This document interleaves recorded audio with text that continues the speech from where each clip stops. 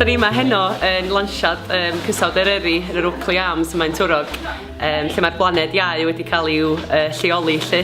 Mae dros 50 o bobl wedi troi fyny heno i glywed am y llwybr. Da ni wedi cael sgyrsiau gan swyddog awyr dywyll Parc Cenedlaethol Eryri. Da ni hefyd wedi cael Rachel Rosen, yr artist, nath greu'r planedau hefo'r ysgolion. A da ni hefyd wedi cael sgwrs gan Joe Hinchcliffe, sy'n siarad am lloerenna ac brocedi mae o'n greu lle.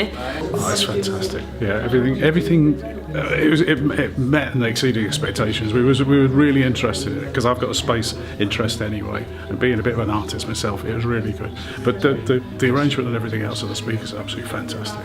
I came here because in school I've created the planet Venus, which was part of the project in Snowdonia.